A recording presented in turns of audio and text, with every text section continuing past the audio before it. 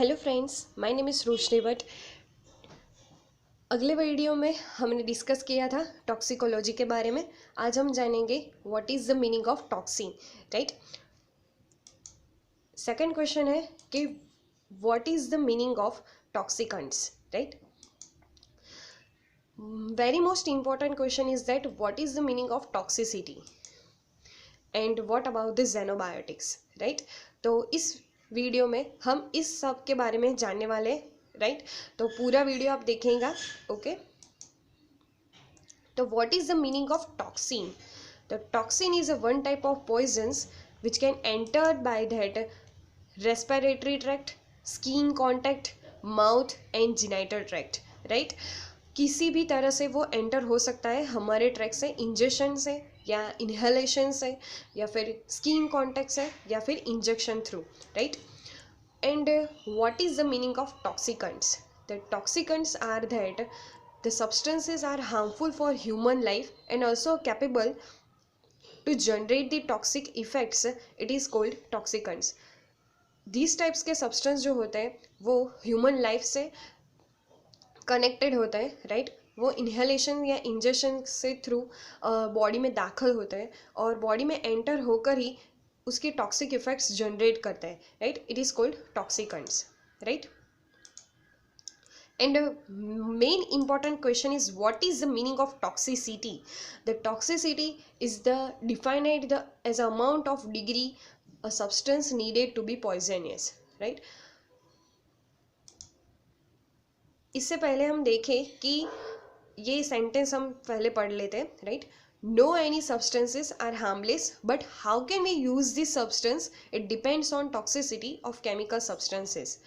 कोई भी substance harmless नहीं होता, राइट। बट इसका उपयोग हम कैसे करते हैं और कैसी मात्रा में उसका उपयोग करते हैं वो डिपेंड करता है, राइट। तो toxicity is a defined the amount of degree हम सब्सटेंस के कितने हम यूज़ करते हैं, राइट, उसकी पॉइजनियस पर डिपेंड करता है, राइट। तो कोई भी सब्सटेंस जो वेरी वेरी हार्मफुल होता है और हम उसका कम मात्रा में उपयोग करें तो उसकी ज़्यादा असर नहीं होगी, लेकिन हम बहुत ज़्यादा मात्रा में यूज़ करें तो उसकी बहुत सारी असर हम पर हो सकती है, राइट। लाइक दैट वाटर जो होता है वो उसका हमारी बॉडी में जो कॉन्सेंट्रेशन है वो निश्चित है कि इतनी मात्रा में ही हमें चाहिए, लेकिन उससे भी ज़्यादा हम जो वाटर का कंज्यूम कर सकते हैं तो क्या होगा, तो उससे भी कई सारी जो प्रॉब्लम्स है, सेल्यूलर प्रॉब्लम्स है, वो हो सकती है, राइट। तो सबका उपयोग हमें पूर्ति मात्रा में करना चाहिए।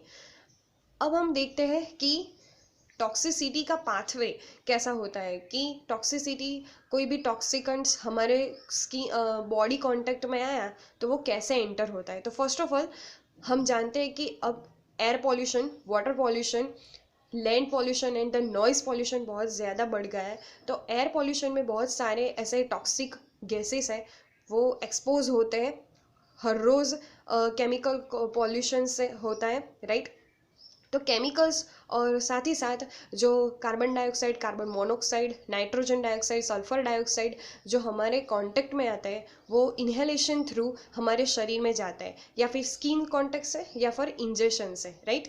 तो क्या होगा, उसका शरीर में एब्सॉर्प्शन होगा और साथ ही साथ वो डिस्ट्रीब्यूशन हो जाएंगे सारी बॉडी में, राइट। और फिर उसके टॉक्सिक इफेक्ट हमें देखने को मिलेगी in central nervous system, lungs and the reproductive system में। Like that central nervous system में कैसे, तो हेडेक होगा, जैसे पॉल्यूशन वाले जो एनवायरनमेंट में सब लोग रहते हैं उसे हेडेक होता है।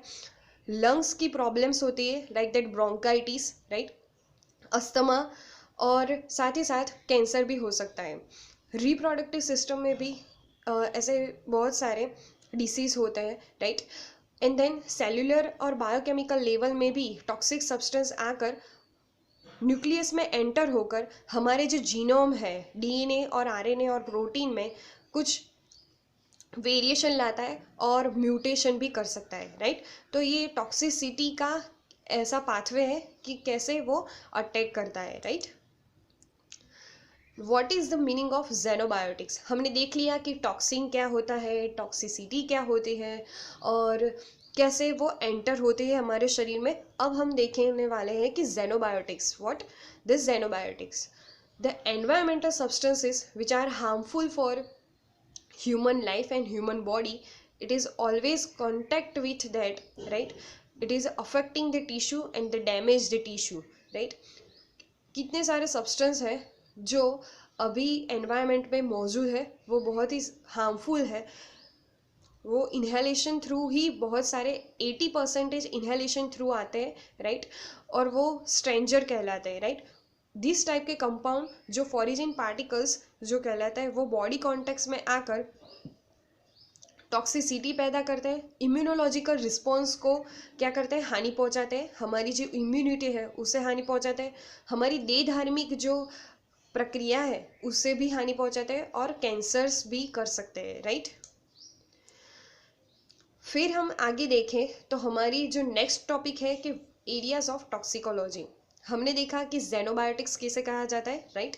अब जेनोबायोटिक्स से इतना ही नहीं है कि वो इकोलॉजी से के साथ ही कनेक्टेड है toxicology, but as well as mechanistic toxicology भी है, इंडस्ट्रियल भी है, एनवायरमेंटल भी है, रेगुलेटरी भी है, क्लिनिकल और फॉरेंसिक में तो उसका बहुत ही ज़्यादा उपयोग है, और वेटेनरी और ऑक्यूपेशनल हेल्थ में। तो इसकी बात हम नेक्स्ट वीडियो में करेंगे। तब तक आप देखते रहिए मेरी channel Roshni Bhatt. Thank you.